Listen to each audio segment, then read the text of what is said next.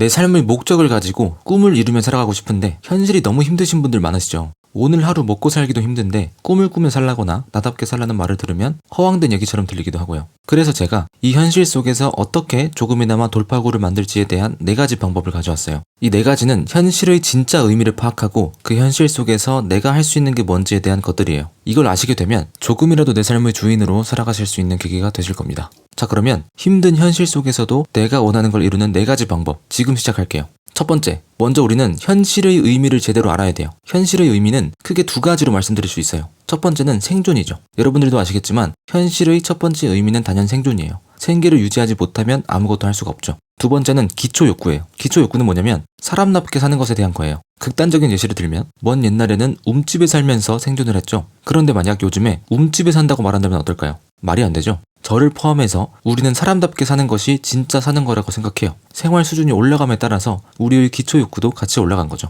이 기초 욕구는 사람마다 다 달라요. 자, 여기서 우리는 생존을 저버릴 수는 없지만 기초 욕구를 조절할 수는 있어요. 내가 진짜로 원하는 게 뭔지 모르면 무작정 기초 욕구를 높이는 경우가 많거든요. 예를 들면 월 얼마 이상, 어느 정도의 집, 어느 정도의 차를 바라는 경우죠. 맹목적으로 돈만 바라보는 경우도 마찬가지고요. 물론 제가 돈을 많이 벌려고 하는 것에 대해서 부정적인 생각을 가지고 있는 건 아닙니다.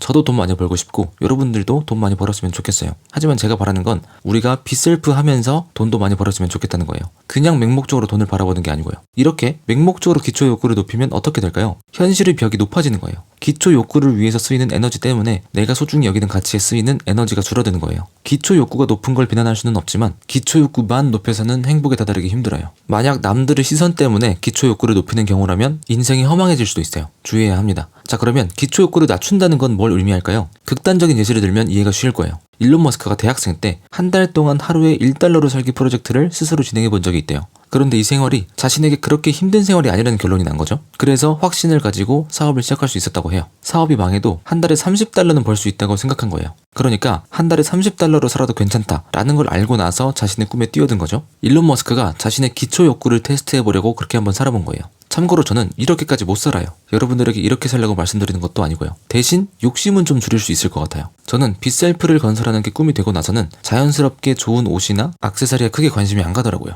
대신 영상 편집이나 다른 업무를 위해서 맥북 정도는 필요하겠더라고요. 이렇게 내가 진짜로 원하는 게 뭔지가 명확해지면 기초 욕구도 자연스럽게 정해지는 경우가 많아요. 실제로 생계 유지만 해도 빠듯하신 분들이 계시겠지만 혹시나 내가 기초 욕구를 높여서 현실의 벽도 같이 높아진 건 아닌지 고민해보세요. 그리고 기초 욕구를 낮출 수 있다면 내가 소중히 여기는 가치에도 양분을 줘보는 것은 어떨까요? 두 번째, 지금 현실 속에서 내가 감수할 수 있는 시도를 계속해보세요. 기초 욕구를 낮추셨다면 이제 실패의 비용을 감수할 수 있는 도전을 해보세요. 어떤 게 있을까요? 전자책, 유튜브, 인스타그램, 이건 돈이 안 들죠? 그래서 실패를 해도 나에게 큰 타격을 안 줄 수도 있어요. 하지만 잘 생각하셔야 될 게 시간이 들어요. 어떤 분들은 돈보다 시간이 더 중요하신 분들이 계실 거예요.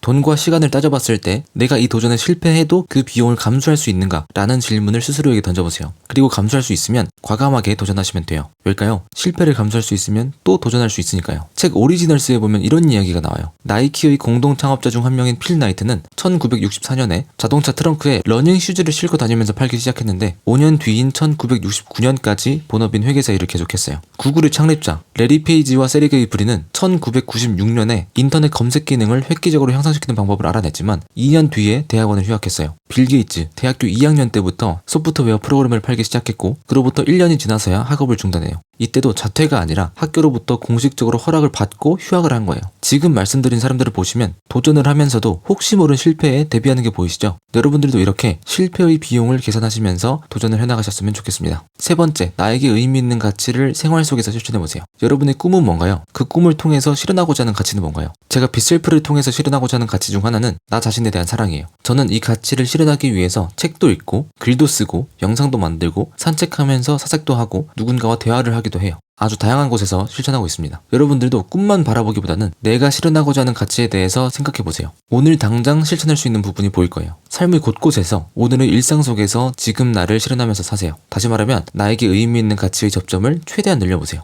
예를 들어서 어떤 사람이 노래를 통해서 사랑을 실현하면서 사는 게 꿈이에요. 그런데 아직 가수가 되지는 못하고 생계 유지를 위해서 편의점 알바를 한다고 해볼게요. 그러면 일을 할 때 노래는 못 부르겠지만 사랑을 실천해볼 수는 있다는 거예요. 편의점에 방문하시는 손님분들께 친절한 인사를 건네볼 수 있다는 거죠. 이게 바로 가치를 실현하는 삶이에요.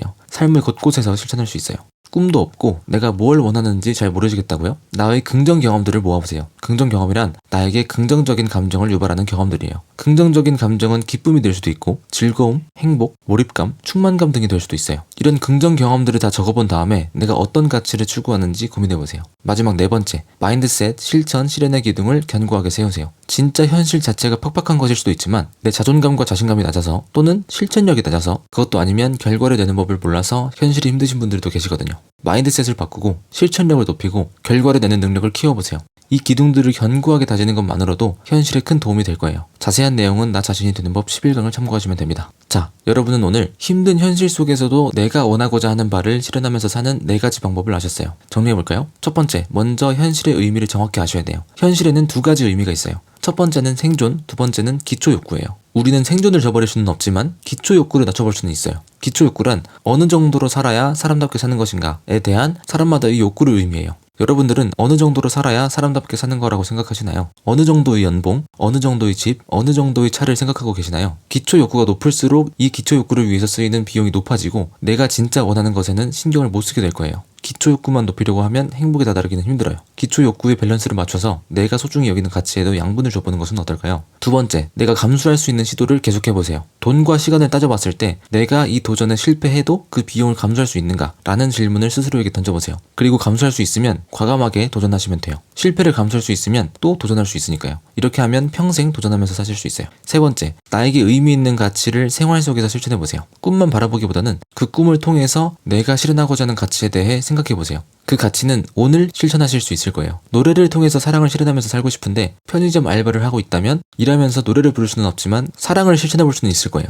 친절한 말 한마디를 통해서 말이죠. 이렇게 오늘 당장 나를 실현하면서 사세요. 네 번째, 마인드셋, 실천, 실현의 기둥을 견고하게 세우세요. 진짜 현실 자체가 팍팍한 것일 수도 있지만 내 자존감과 자신감이 낮아서 또는 실천력이 낮아서 그것도 아니면 결과를 내는 법을 몰라서 현실이 힘드신 분들도 계시거든요. 마인드셋을 바꾸고 실천력을 높이고 결과를 내는 능력을 키워보세요. 이 기둥들을 견고하게 다지는 것만으로도 현실에 큰 도움이 될 거예요. 자, 오늘 영상까지 해서 나 자신이 되는 법에 대한 본 강의가 끝났습니다. 이 그림 전체를 다 살펴본 거죠. 여기까지 따라와 주신 분들께 진심으로 감사드립니다. 다음 영상은 보너스 특강, 자아실현하면서 돈 버는 방법에 대한 이야기를 해보도록 하겠습니다. 그리고 그 다음 영상은 총정리가 될 거예요. 기대가 되신다면 좋아요와 구독을 눌러주시기 바랍니다. 다음 영상에서 보시죠.